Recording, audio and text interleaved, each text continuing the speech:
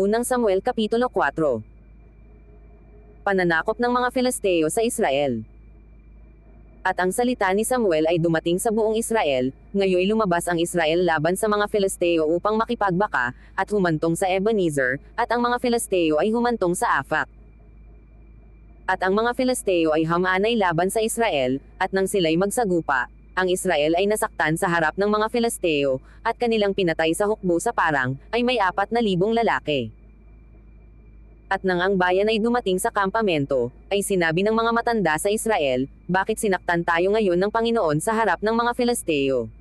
Ating dalhin sa atin ang kaban ng tipan ng Panginoon mula sa Silo, upang mapasa gitna natin yaon, at iligtas tayo sa kamay ng ating mga kaaway. Sa gayo'y nagsugo ang bayan sa Silo, at kanilang dinala mula roon ang kaban ng tipan ng Panginoon ng mga hukbo, na nauupo sa gitna ng mga kerubin, at ang 2 anak ni Eli, si Ofni at si Finis, ay nandoon na binabantayan ang kaban ng tipan ng Diyos. At nang ang kaban ng tipan ng Panginoon ay pumasok sa kampamento, ang buong Israel ay humiyaw ng malakas na hiyaw, na ano't naghinugong sa lupa. At nang marinig ng mga Filisteo ang ingay ng hiyaw, ay nagsipagsabi, ano ang kahulugan ng ingay nitong malakas na hiyaw sa kampamento ng mga Hebreo? At kanilang natalastes na ang kaban ng Panginoon ay ipinasok sa kampamento. At ang mga Filisteo ay nanggatakot, sapagkat kanilang sinabi, ang Diyos ay pumasok sa kampamento, at kanilang sinabi, sa aba natin. Sapagkat hindi pa nagkakaroon ng ganyang bagay kailanman. Sa aba natin, sino ang magliligtas sa atin sa kamay ng makapangyarihang mga Diyos na ito? Ito ang mga Diyos na nanakit sa mga taga-Ehipto ng sari-saring salot sa ilang. Kayo'y magpakalakas at magpakalalaki, o kayong mga Filisteo, upang kayo'y huwag maging mga alipin ng mga Hebreo, na gaya ng naging lagay nila sa inyo, kayo'y magpakalalaki, at magsilaban. At ang mga Filisteo ay nagsilaban, at ang Israel ay nasaktan, at tumakas ang bawat isa sa kanila sa kanyang tolda, at nagkaroon ng malaking patayan, sapagkat nabuwal sa Israel ay 30,000 lalaking lakad. Ang kamatayan ni Eli at ng kanyang mga anak. At ang kaban ng Diyos ay kinuha, at ang 2 anak ni Eli, si Ofni at Finis ay pinatay. At tumakbo ang isang lalaki ng Benjamin na mula sa hukbo, at naparoon sa Silo ng araw ding yaon, na may barong hapak at may lupa sa kanyang ulo.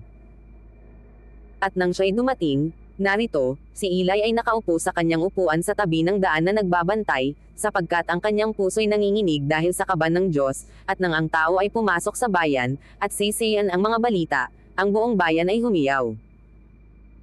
At nang marinig ni Eli ang ingay ng hiyawan, ay kanyang sinabi, ano ang kahulugan ng kaingay ng gulong ito? At ang tao'y nagmadali, at naparoon, at isinaysay kay Eli. Si Eli ngay may 78 taon na, at ang kanyang mga matay malalabo na, siya'y di na makakita. At sinabi ng lalaki kay Eli, ako yaong nanggaling sa hukbo, at ako'y tumakas ngayon mula sa hukbo, at kanyang sinabi, paano ang nangyari, anak ko? At siya na nagdala ng mga balita ay sumagot at nagsabi, ang Israel ay tumakas sa harap ng mga Filisteo, at nagkaroon din naman doon ng isang malaking patayan sa gitna ng bayan, at pati ng iyong 2 anak, si Ofni at si Finis ay patay na, at ang kaban ng Diyos ay kinuha.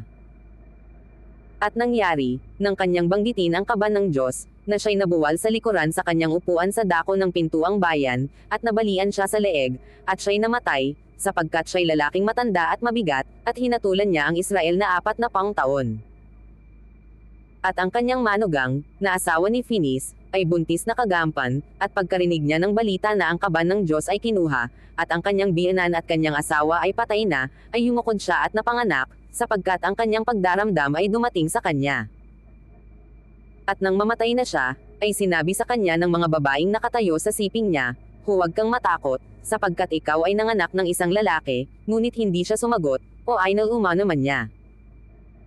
At ipinangalan niya sa bata ay Ichabod, na sinasabi, ang kaluwalhatian ay nahiwalay sa Israel, sapagkat ang kaban ng Diyos ay kinuha, at dahil sa kanyang biyenan at sa kanyang asawa.